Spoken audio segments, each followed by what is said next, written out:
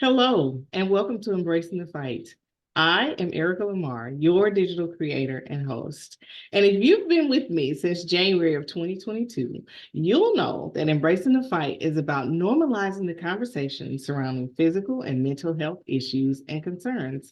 And of course, I start the journey off talking about my journey with thyroid cancer. And I've had several people come on from time to time to talk about their various journeys. But before we jump into the beautiful lady's journey that we have on the screen, I would like for you to take a moment to go to YouTube, click like, click share, subscribe to the YouTube channel, and comment on those videos that you find value. Please share them because you can help heal one life at a time. All right, now that we got that out of the way, this is episode 60. Trust your gut. And as I alluded to, I have a very beautiful guest on screen today, and her name is Kat. And I'm going to allow her this moment to introduce herself and then kind of tell us why this episode is named Trust Your Gut. Kat?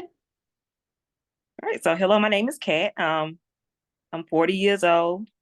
I'm married with 2 kids. And the reason this episode is called Trust Your Gut is because I was diagnosed with stage 3 colon cancer back in August of 2022. Mm-hmm. And right now I have stage 4. So I just wanted to talk about, to bring awareness to, with it being colon cancer month, to bring awareness to colon cancer because it's starting to affect people younger and younger and younger. Mm-hmm. Scientists really can't explain why it's affecting people younger, because usually this was a disease you got when you were like around in your 50s or 60s. Right.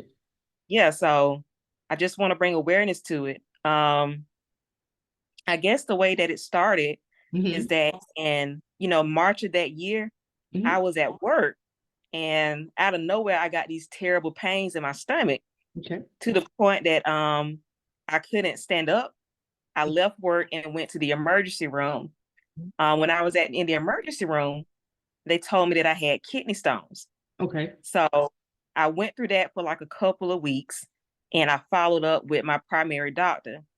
When Okay, I went to my wait, before you go there, you said you were diagnosed in August of 2022 and you went to the doctor when? For the first time that you started experiencing pain? it was in March of 2022. March of 2022. Mm-hmm. And in March of 22, you were how old? I believe I should have been like around 30. I think I was 38.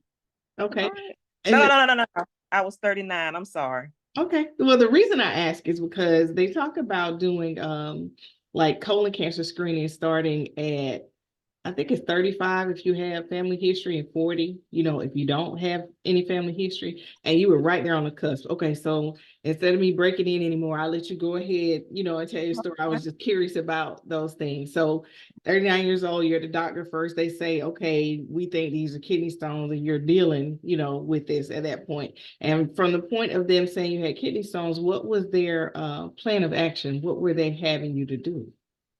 Well, with kidney stones, a lot of times they just want you to wait until they pass. Mm-hmm. So they pretty much didn't have any, they couldn't do anything in the emergency room. Mm-hmm. They referred me to a primary doctor, Okay. and they wanted me to see him to get a CT scan Mm-hmm. because they said if the scan, excuse me, was too, not the scan, if the stones were too big for me to pass, then I Mm-hmm. think he would be able to break them up like through some kind of radio frequency surgery or something like Mm-hmm. that. So at first I wasn't gonna go because Mm-hmm. I'm like, it went away. So I Right. thought I was fine. Mm-hmm. But I went to the doctor. I had the CT scan. And when they did the CT scan, they found that one of my lymph nodes was swollen Mm-hmm. and enlarged, I guess. And he was like, well, he tried to calm me down because I immediately panicked. And Mm-hmm. he was like, with your age, and nobody in my family has a history of cancer. Okay. So he was like, most likely, it's just something else causing it. Okay. So he was, instead of writing it off, he sent me over to my oncologist, Dr. Hendricks, just to talk to her. Okay. And she sent me to get more scans and to go to a surgeon named Dr. Conforti. Okay. When I went to him, they were all saying the same thing. You don't have a history of cancer. We don't really believe it's cancer, but we'll do these tests just to make sure. Mm-hmm. So he sent me to another doctor in Warner Robins to have a endoscopy to go down my throat to try to get to the lymph node. And this is where it's like important to keep pushing the answers, because this doctor told my surgeon, he was like, hey, I tried to put it down her throat. I didn't see anything. And I know. What? And if my surgeon he said he didn't see anything. Mm-hmm. And if my surgeon would have dismissed that, then the cancer would have continued to spread. Right. So after that, they sent me finally in August, because this was like a span of a couple of months. Mm-hmm. They sent me to another doctor to get a colonoscopy. Okay. And I'll never forget when I had my colonoscopy, I woke up and one of the nurses hugged me. And I told my husband, I said, I got cancer. And he was wow. like, no. He was like, you don't have cancer. I was like, I could tell by the way they were looking. They told me, yeah, you got cancer. So at that point, it was stage 3. Mm-hmm. It had gone, and that means like it kind of went into the colon wall, but it hadn't gone all the way through it. Okay. So that's a good thing. So yeah, they sent me back to the surgeon, and sent me back to the surgeon, and they made a plan to go ahead and get it removed. Okay. They also started me with chemo. Mm-hmm. So the surgery was scheduled, like this is around August of 2022. Mm-hmm. The surgery was put on hold until I went on chemo. Mm-hmm. So I was on chemo. And the crazy thing about that type of chemo is that you have to go into the hospital. They give you the chemo. You have a chemo bag that's connected to you, and you keep that chemo bag on for 2 days. On the third day, they disconnect it. Okay. So I was thinking that, the first time I had, I was like, oh, I'm okay. I feel okay. But that third day, when they take it off, that's when everything hits you. Oh, wow. So yeah, and I felt terrible to the point I could not walk. So I tried to work through it. I couldn't work. Mm-hmm. I decided to stay home and just go through chemo. And through this whole time, they're doing PET scans and CT scans.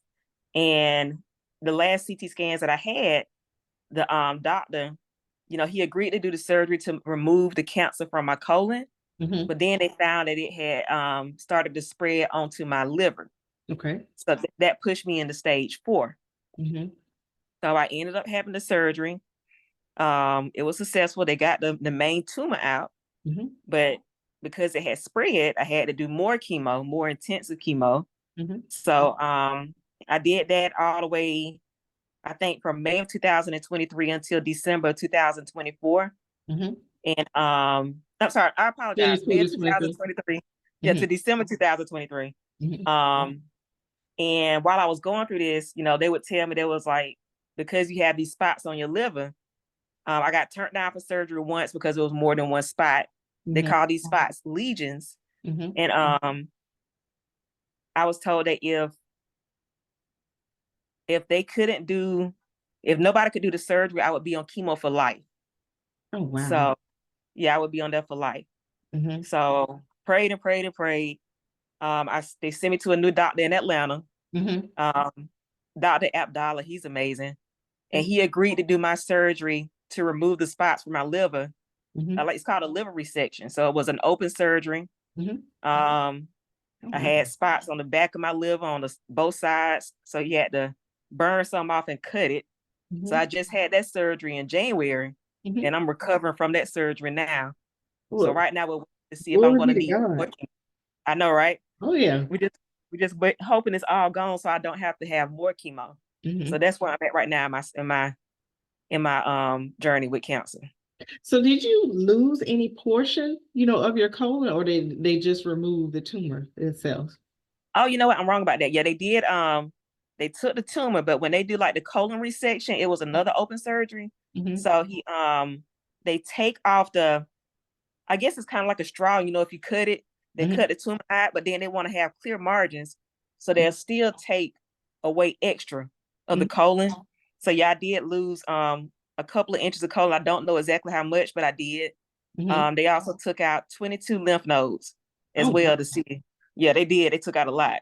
Mm-hmm. Hmm. And with And that liver surgery, I understand, that can be very painful as well. So what was that like after that was over? oh my God, I was supposed to be in the hospital for 5 days. Mm-hmm. I ended up getting an infection and having to be in for 3 weeks. Mm. So they had the surgery itself was painful. That Mm-hmm. was more painful than the colon surgery. Mm-hmm. I could I could barely walk. Um I had an infection in my liver, so I had to get a drainage tube there. Mm-hmm. Then that infection spread to my lungs, so then I had to get a chest tube. Mm-hmm. So, on top of healing from that surgery, I can't even raise my arms. But the surgery by itself, that was a that was a lot. Yeah, Yeah. I can imagine because I hear people talk about, when they have issues with their liver, how you can take like a piece of a donor liver to help, grow some Hmm. cells to be placed on your liver. But then when Hmm. they talk about you losing that portion, they describe, just how painful it is. And I've heard people talk about it. I was like, that is not anything that I would wish, on anyone at all. That just, I don't know, it sounds terrible, but you look amazing. Not Oh, saying that you're supposed to look sick, you know what I mean? But you look like everything is working out and going well for you. So have you changed, anything about the way you eat or anything like that? it's kind of hard to change how you eat, especially when like you have, I got my husband and then I got my oldest daughter's at college, but I got my another 15-year-old at home. Mm-hmm. So it's like I try not to eat a lot of red meat. I Mm-hmm. try not to eat a lot of processed foods. Mm-hmm. I am struggling with sugar. I will say that That's me. because it was the same thing with my chemo. As I would feel sick those days, but it's like people don't understand when you can't eat and you want to eat, and then Mm-hmm. you get the chance to eat, you Mm-hmm. want to eat everything. So that's what I'm struggling right now is like the sugar thing. But yeah, as far as like red meat and processed foods, I definitely try to pay a lot more attention to what I eat. Mm-hmm. Um, Alcohol is a no. No, no, that's definitely a no. And Mm-hmm. that's one thing I wanted to bring up. I think one thing that contributed to me getting cancer is Mm-hmm. before I got sick. I mean, I would drink a lot of wine, a lot of it. And Mm-hmm. I know that people drink wine, but alcohol is like it can cause so many problems. I think that's one thing that contributed to it. And I was eating crazy Mm-hmm. and stress. So yes, I definitely cut out alcohol. Okay. So yeah, that's pretty much the things that I changed. Okay. And did you see like any difference in, say, your skin, your hair, weight loss, or anything like that Yeah, during I the will say, after process? yeah, I will say, after I stopped drinking, I saw a lot difference in my weight, especially my face. My face slimmed down. Mm-hmm. Um, I did like through the whole process, thank God I didn't lose a whole lot of weight because I would try to eat to keep my weight up for the chemo. Mm-hmm. But I feel like I was clearer, like my head was clearer. Mm-hmm. It's And interesting. I'm glad I didn't, try to numb what I was going through with alcohol. Well, what I was going through with alcohol Mm-hmm. while trying to get through this, because that's pretty much what I was using it for anyway. Okay, well, what kind of support system, did you have? Because you were saying, you were drinking alcohol to numb the feeling, but then you gave it up. So how did your support system, fill that void, or what did you do, to fill that void? Oh man. Before I got sick, I was starting to get interested in God. Okay. Um, when I got sick, Mm-hmm. because I couldn't go out and interact with people like I used to, even though I was really shy to begin with, you Okay. know, that's pretty much what I did is like um stayed in my word, um, praying constantly because I mean, I know you said you've been through cancer. I don't know if you've done chemo or not, No. but Mm-hmm. yeah, when you do chemo, it affects you so bad that I would have days where I'm like, I don't even want to do this. Well, I Mm-hmm. just want to give up. So you need something to keep you going. I Mm-hmm. had my husband, my daughters were the ones in college, so she hasn't really seen me sick, Mm-hmm. but my 15-year-old has been amazing. Um, my mom, my dad, my aunties, like this through this whole thing, I reconnected with cousins and stuff that I haven't talked to in forever. That's great. So yeah, so I've had my family and God pretty much. Because sometimes, it takes a tragedy to draw us closer. to Mhm. God and to our family, because those things, are really essential in our lives. And you were asking like if I had chemo. I didn't have chemo, but I did have radioactive iodine, and Mhm. it stays in your system. You take it one time, but it stays in your system 3 to 6 months. And when I say you feel like hot garbage, that's the Oh. best way that I can describe it. Like I didn't lose any weight. My hair was like thinning and falling out, but it wasn't to the point where you could really look at it and tell, because I just kind of wore it back, but I was exhausted. So I can just imagine what you were going through with that. But it's good that you had your family reconnected with all those people. I just want to go back to August of Mhm. 2022. What was your mindset when you heard stage 3 cancer? In the back of my head, I knew that's what it was. Mm-hmm. Of course, you have everybody telling you like, because you replay all the stuff that you ignored, Mm-hmm. before that. Of course, I had the kidney stones, but before that, I was I remember TMI, because it does have to deal with your gut. One Right. thing that you look at is like your stool, You're and supposed to look if that up. yeah, and if you have like black Atari stools Mm-hmm. that are thin, Mm-hmm. that's a sign. And my doctor had actually ordered me a colon guard test. But when Mm-hmm. I got it, I just laughed at it and threw it away. I'm like, I don't have cancer. I ain't And I'm doing like, man, I probably could have caught it back then, it. Yeah. because I was so young. I thought nothing was wrong with me. I thought, well, nobody else in my family has it, which is another thing. You don't have to have a history of cancer in your family to get cancer. Right. So don't believe that. Mm-hmm. But when they told me, I was pretty much shocked, but I knew it. I didn't break down crying. Me and Mm-hmm. my husband were just looking at each other like, for real? For real? Like, I didn't, I told my mom, I don't think I really broke down until I had to tell my daughters. Mm-hmm. And my oldest daughter, she's older, so she handled it a lot better. But my 15-year-old, to see her break down and get scared, Mm-hmm. that's the only time that it kind of hit me about what's going on. Mm-hmm. And So then yeah, when it went from stage 3 to stage 4, did that feeling change? Did it heighten, or were you at that point where you were bringing God, into your life and you were strengthening yourself that way? What was it like when you heard that it was stage 4? one thing that I always do is when I would get my CT scans, and I'm trying to stop doing this. I Mm-hmm. would go access my records before I talk to the doctor. See, So that's me. yeah, That's me. yeah, I did it. And I saw that they said they found spots on the liver. Mm-hmm. So then I looked it up, and I panicked. I don't think I ever really overly panicked. Mm-hmm. Like I was like, oh man, this means I got stage 4. I probably cried a little bit, but Mm-hmm. then I calmed down. Mm-hmm. And then when I saw him and he told me, and he didn't even want to say it was stage 4 then. Mm-hmm. He was like, well, the spots could be anything, which they could have, but I kind of knew. Mm-hmm. So I think I joined these groups for colon cancer. And Mm-hmm. I would read other people that had like stage 4 and stuff like that. Mm-hmm. And they would say about like, even though stage 4 cancer is scary, with colon cancer, it's a lot of people that still, they still beat it and recover and live a long time. Mm-hmm. So I just kind of, even when I have moments where I'm scared, like, okay, is this gonna get to the point where it does take my life? But Mm-hmm. then it kind of goes away, and I'm like, I don't feel like that's gonna happen. Right. I try to stay positive like that. Mm-hmm. So yeah, when they told me, I was kind of, all right, well, okay, I know. I was kind of stoic about it. Okay. So even after that, now that you've had the treatment and you have to go back, how often? Like every 3 months, or is it more Well, often? because right now I'm on a break Okay. until they do another PET scan and see if I need more chemo. Mm-hmm. So we're all hoping and praying that he got it all, Mm-hmm. but um I'm just trying not to worry about it. It is what it is. I Oh, try to I try to look at it as like a chronic illness, mm-hmm. because in 2024 it's like so many treatments available Oh, for yeah. this type of cancer, Mm-hmm. for breast cancer. They're coming out with so many treatments.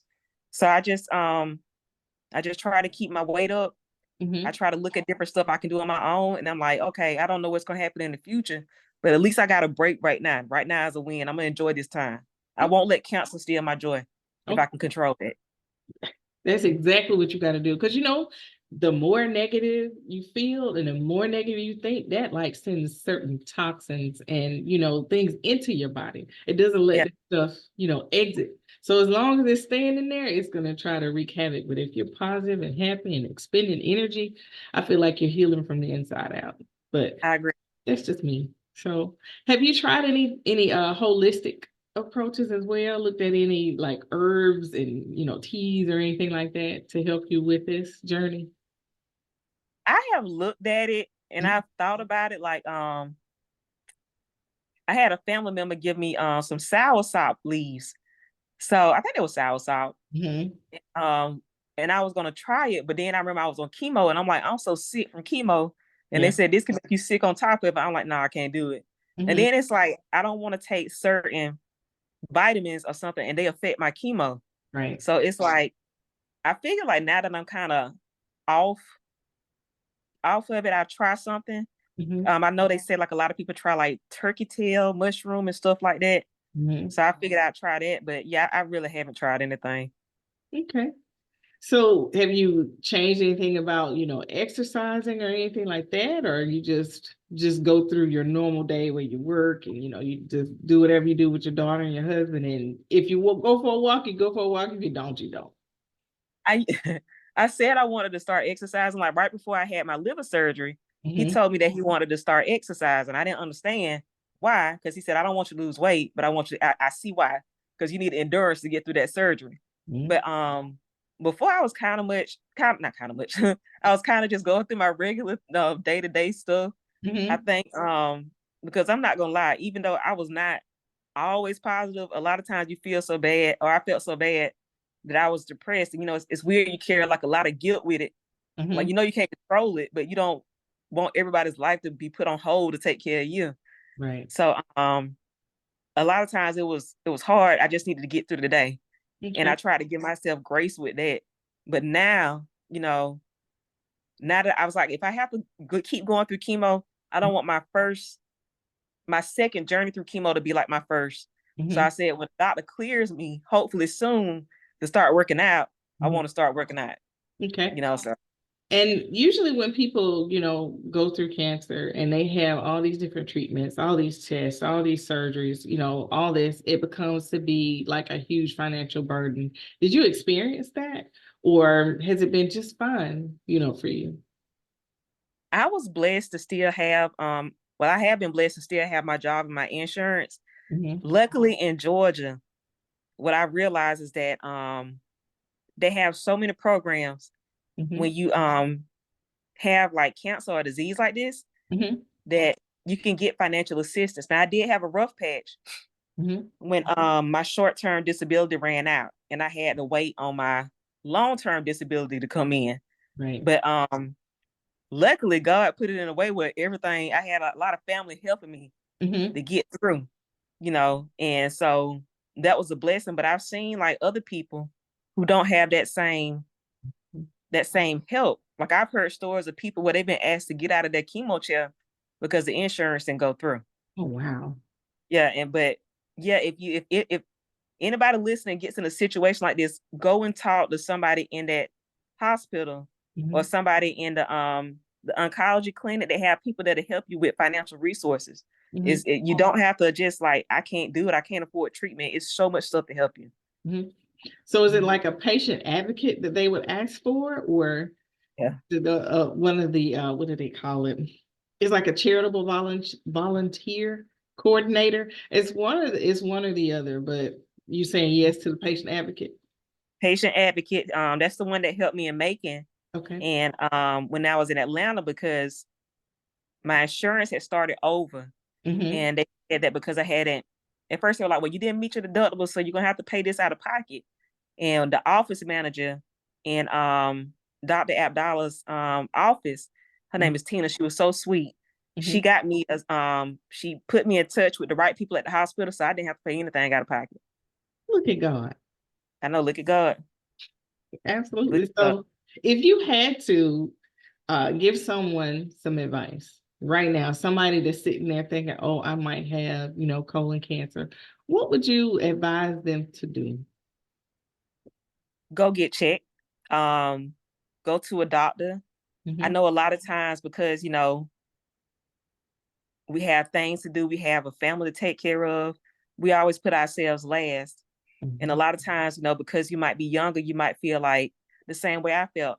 I don't have cancer. Nobody in my family ever had cancer. It's something else. I'm okay. No, if you feel something is off, you go to your doctor and you tell them what's going on, and you have to advocate for yourself, because a lot of times I had some doctors try to push me off because of my age, or because when I would talk to them, I wouldn't know what to say, or I'd be kind of shy. I didn't want to, I'm like, I don't want to bother anybody. Nothing's wrong with me. No, you need to advocate for yourself, because I've seen too many people who just ignore it because I heard a lot of people say, I don't want to hear what the doctor has to say. I don't want to hear them tell me that. Okay, that's fine. But you don't want to be on your deathbed wishing that you would have went to the doctor early. And it's too many people that's happening to. And it could be taken care of. And a stage 4 is not a death sentence. It's not a death sentence. It's just a illness you're dealing with, and you can get help for it. So yeah, just advocate for yourself and go get help. That is really, really good advice, because I hear people all the time saying, oh, I've had this nagging pain for a month. And I'm like, what are you waiting for? Get it checked out, because the sooner you go, the sooner, you can find out what it is to get it corrected, because there's no sense in being, afraid of what it is, because it's there, whatever it is. You just want to get the information to know, what it is. And for all the people that are out there watching, I meant to say this in the beginning. She's actually a hometown girl. We're both from the same city. We never met each other. We grew up on the same side of town, basically. And I reached out on Facebook and said, hey, I would love to have someone, come on the show. And she just volunteered, just like that. And I always say God works in mysterious ways. It could have been anybody from anywhere, but Macon, Georgia, right there. So is there anybody that you want to give a special shout out to, or say hello to, or any other advice that you want to offer before we close the show? Man, I got so many people that it's like it's basically my my family, my husband, my daughters, my cousins that reach out to me, my in-laws, my friends. Oh man, especially my friend Kristen. She went through cancer when she was 18, and she was one of the first people when she found out to come and reach out to me.